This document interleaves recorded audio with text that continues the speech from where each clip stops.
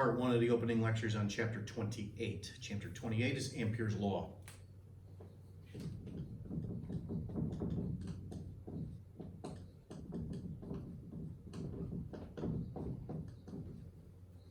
So let's begin by essentially asking the following question. Where does magnetism come from?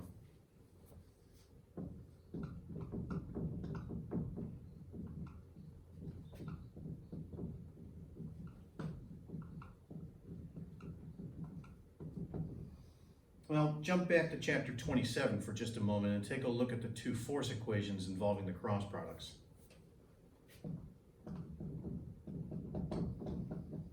F equals IL cross B, and F equals QV cross B. Okay, throughout chapter 28, we always assumed that the B field was there. I never said a word about what caused the B field the entire time. So the B field, for example, was associated with a magnet or something like that when, say, talking about electric motors or galvanometers. But in a fundamental way, I never said a word about where magnetism comes from, okay? We basically did that throughout chapter 27, where I didn't say anything at all about the source of the magnetic field. But the B is caused by a magnet of some sort in all of the situations that we looked at in chapter 27. But what causes that B field?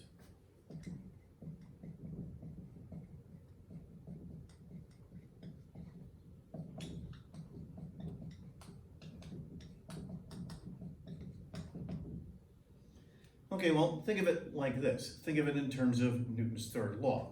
So you've got a magnetic field of some sort that is present, caused by a magnet of some sort, and that then exerts a force and a current carrying wire. Or equivalently, that magnetic field exerts a force on a moving electric charge. So then therefore, if a magnetic field exerts a force on a current carrying wire, think of that as the action. So then therefore, the reaction, very simply, is that the current carrying wire has to exert an equal and opposite force upon whatever it is that's causing the original magnetic field.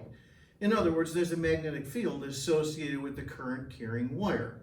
A little bit more fundamentally, this then means that there is a magnetic field associated with a moving electrical charge. This is ultimately where magnetism comes from. Magnetism is caused by a moving electrical charge.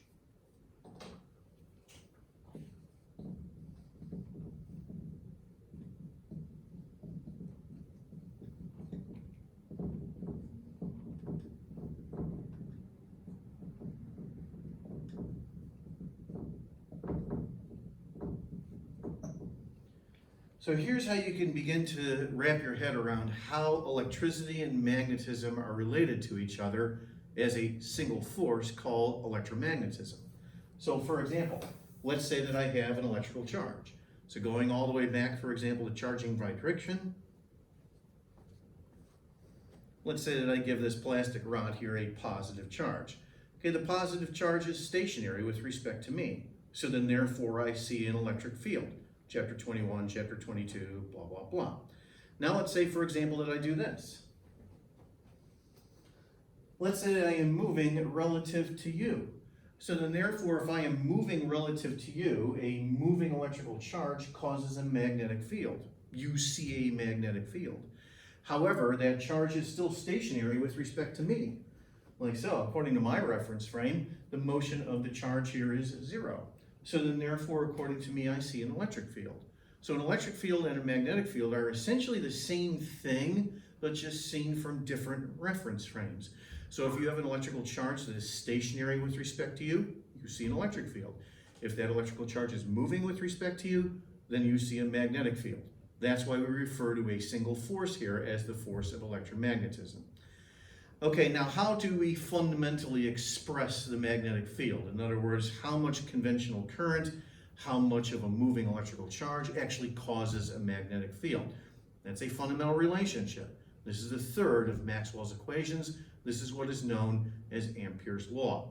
So what I want you to do right now is pause this lecture, and then I want you to look at my short video called the Amperes Law Demonstration. Go ahead and take a look at that demonstration now.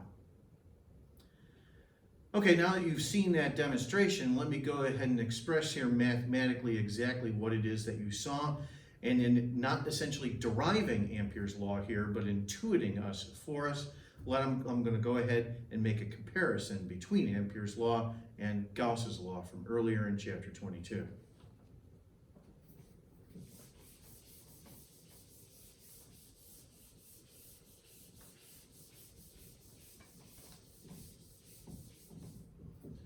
All right, so let's go ahead and jump back to Gauss's law for just a moment.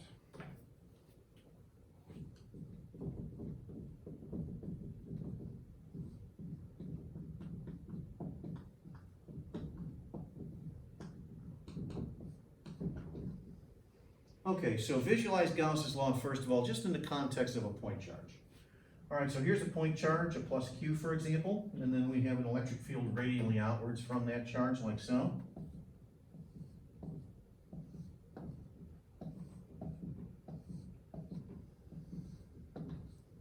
Okay, then let's just go ahead and create a spherical Gaussian surface. Oops, one more field line. There we go. So let me go ahead and create a spherical Gaussian surface. Like so, and that Gaussian surface has a radius r associated with it, and the electric field's magnitude is proportional to the charge enclosed divided by the distance r squared. Ultimately, the r squared inverse square law relationship, if you recall, comes from the fact that we're talking about a three-dimensional shape here, where the surface area of that shape, of course, is 4 pi r squared. Okay, now here's what you saw in the Amperes Law Demonstration. So what I'm about to do here, once again, is not a derivation. This is just intuiting the mathematical form of Amperes Law. This is a fundamental relationship. It's one of Maxwell's equations.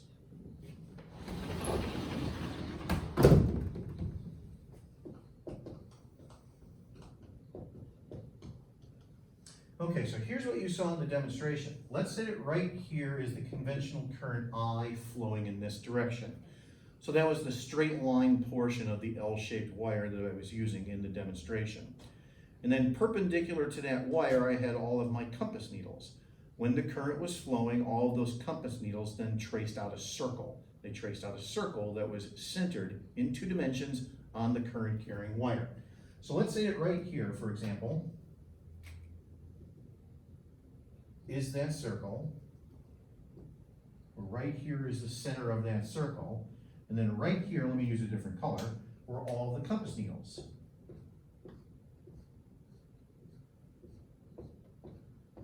Like so. So these compass needles here in blue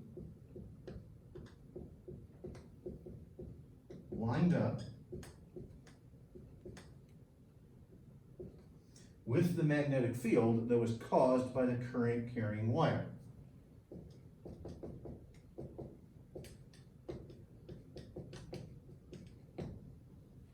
Okay, so we seek to understand then the magnitude of that magnetic field. What we're going to come up with here is a proportional relationship, like I still have on the top board here for Gauss's law. So what is the magnetic field going to be proportional to? Well, take a look at the numerator, first of all, of Gauss's law. In the numerator of Gauss's law, on the right-hand side of the proportion, we have the charge enclosed. In this case, it's the amount of current that is enclosed by this 2-dimensional circle. We refer to this as I enclosed. And then going back up to the top board for Gauss's law, when we're talking about a 3-dimensional shape, this then means that the electric field's magnitude is inversely proportional to the distance squared. The reason for that is because of the 4 pi r squared relationship describing the surface area of a sphere. That's 3-dimensional. This is a 2-dimensional shape. Let's say that this circle here has a radius r associated with it. Because it's a 2-dimensional shape, this then means that the magnitude of the magnetic field is going to drop off not as an inverse square law relationship for a 3-dimensional shape, but instead it's going to drop off as a 1 over r relationship for a 2-dimensional shape. Like so. Okay, now let's go ahead and get to the geometry itself. Up on the top board, the surface area of the sphere was 4 pi r squared.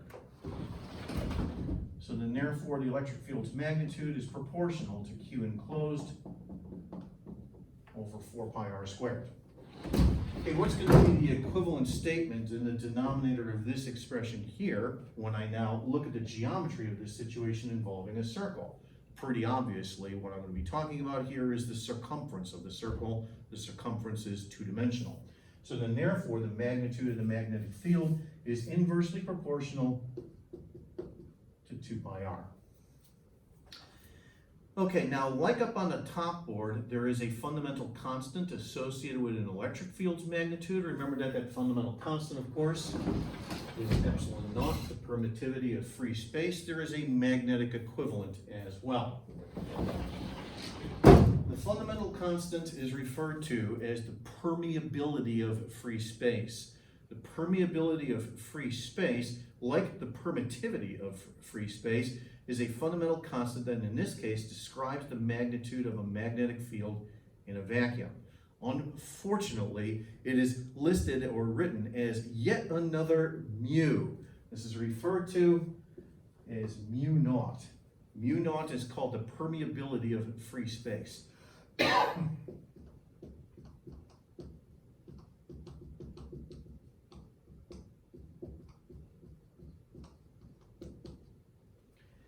Okay, the permeability of free space, the actual value of it, is written in the following way. It's usually written as a multiple of pi, just to keep the number easy to remember. 4 pi times 10 to the minus 7, and then here are ultimately where the units come from. Let me go ahead, by the way, and put the permeability of free space here into this expression, thereby turning the proportionality here into an equals sign. When I do, the expression looks like this.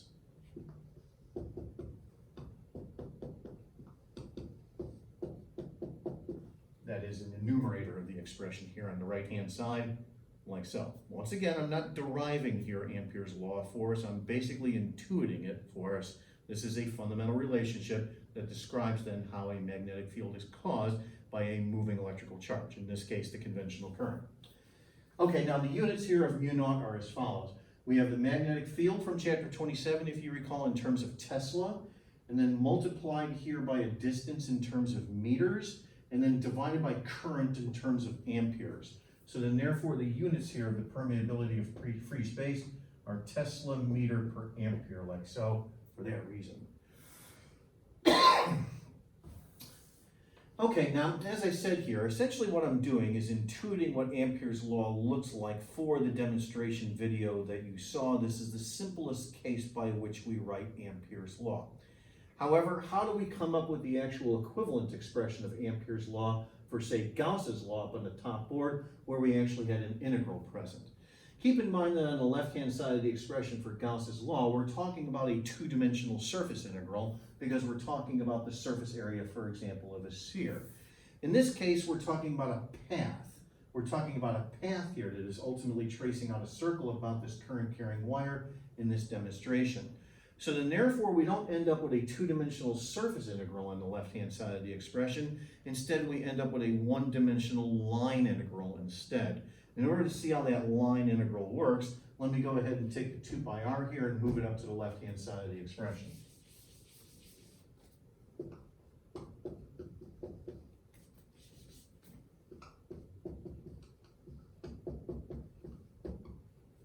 Like so. And then this guy right here, for this circular Amperian path, as it's referred to as, Amperian path, it's like a Gaussian surface. So the way that we write then this expression here in general for an Amperian path is like this.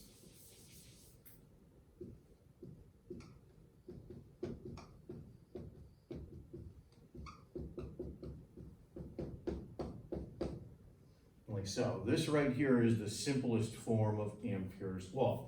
So what do we have here on the left-hand side of the expression? It's a line integral, in this case tracing out a circle. Notice it is a closed integral. It's a closed integral in the following sense. You start at one location and then you end up in another location like so. One thing I forgot to mention, by the way, earlier is actually the direction of the magnetic field that is present here on this simple diagram. The direction of the magnetic field itself is formed from right-hand rule. What you do is you take the thumb in your right hand and you point it in the direction of the conventional current, and then your fingers curl in the direction of the magnetic field. So what you're seeing here with the compass needles in the demonstration is basically a single magnetic field line that is tracing out a circle like so, that is going into the board on the right-hand side and coming out of the board here on the left-hand side. So let me go ahead and redraw that diagram to illustrate it. It looks like this.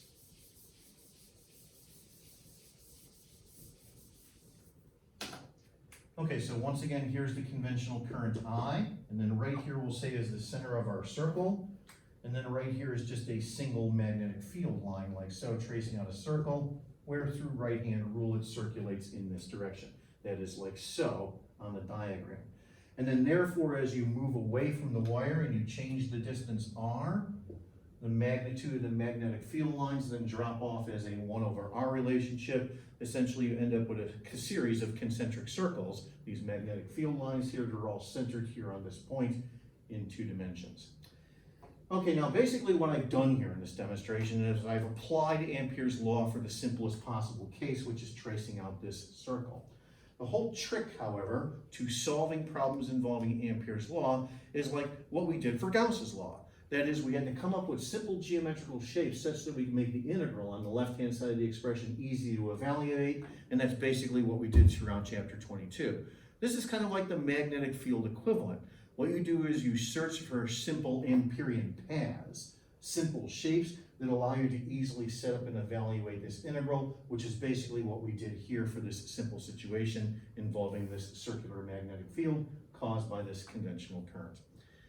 Okay, I'm going to go ahead and conclude here as part 1 of this lecture here on Ampere's law, the opening lecture. We'll take a look at part 2 where we start to take a look at applications.